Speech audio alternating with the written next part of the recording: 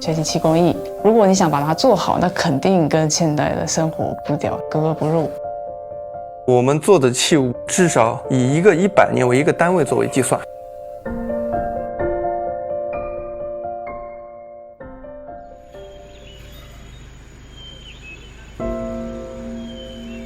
去轮岛漆艺技术研究所学习的大漆。19年出师之后搬到了这里，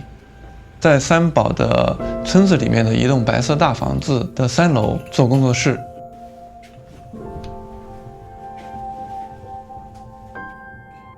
胎体制作这一块，这是我的本专业。各大门类的胎体可能自民国之后也逐渐式微。像我的对象邱凡之，他学的是石绘这一块，它是源自唐代的叫墨金镂的一个工艺，现在是除了日本其他地方都没有，所以我们这次把它带回来也算是有一个价值。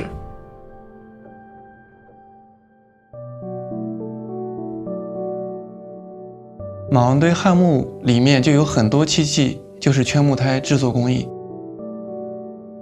圈木胎工艺在中国已经失传，是最不容易变形的，可以放到沙漠里面正常使用，用瓦板式的这种方式顺着木纹来劈来取材，要泡1天的时间，充分的让木头浸泡打湿，然后再一点点把它给圈叠出来。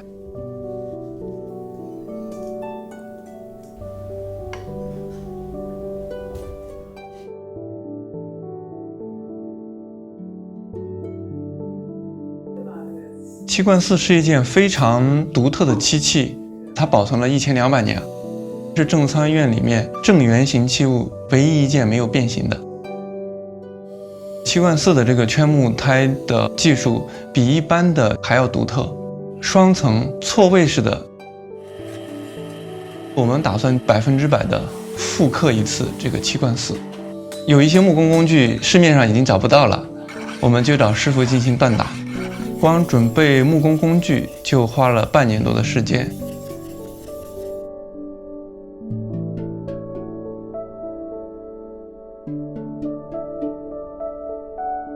我们的东西非常慢，相应的收入也就非常少，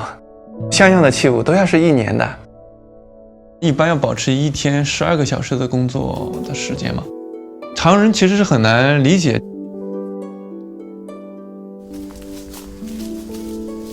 研究所非常难招到人，有一段时间我们同时在学习这个胎体的制作。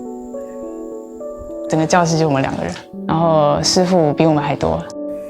聊着聊着就觉得发现理念还蛮相近的，然后就这样走在一起。不想跟他熟悉的话，要一盆盐水，然后就不会这样。石绘在过去是一种极为稀少的工艺，它基本上只会出现在最珍贵的礼器或者是法器上面，预先撒好金银粉的纹样，然后用木炭给它打磨出来。一只猫就一小撮毛可以做这个笔，蘸着这个漆，然后去绘制我们要画的纹样。自己做设计，牡丹的它在最漂亮的时候被风吹散的那一瞬间。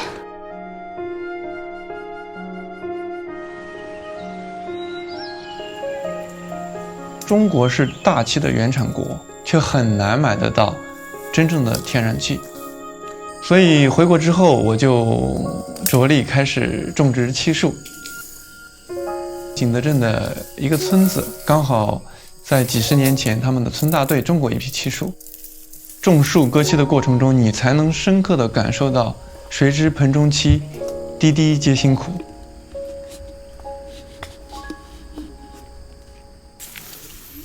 据说最好的制漆方法还是用太阳来晒制，在这个搅拌的过程中，将漆里面30%左右的水分降到3%左右。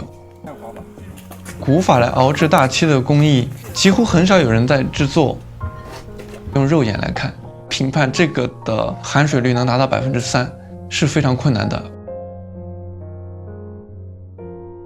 我一直试图从中国古代漆工那里寻找那个未曾改变却震撼人心的东西。大漆地板，我们在唐代的工艺里面找到的灵感。日本琉璃光院的地板，在漆黑的环境下，竟然可以像琉璃一般的映射四时的风光。我们进行了一个反推，那个时候漆跟铁的反应不充分，只能做出来半黑不黑的那种黑。当时的人会先把木头做黑之后，再在上面涂这种不太黑的漆，这样的一个比较丰富的一个漫反射，深邃而沉稳。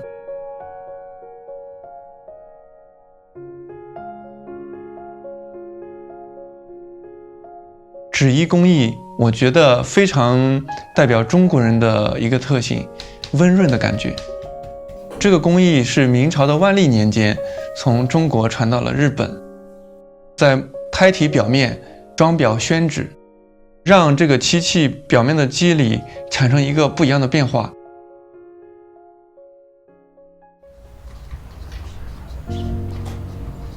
我个人有点反骨吧，因为我操作的这个材料，它的特性就在这里，我不会被这个时代或者是大家的生活习惯定义下去。做了漆器才真的体会到节气是什么东西。雨水当天，水汽在器物上面就会结雾，很不适合刷漆的，可能就出现了一点小空闲，配合器物制作抽起来休假，让这个像是活化石一样的东西再一次出现在大家面前，是我想要的生活。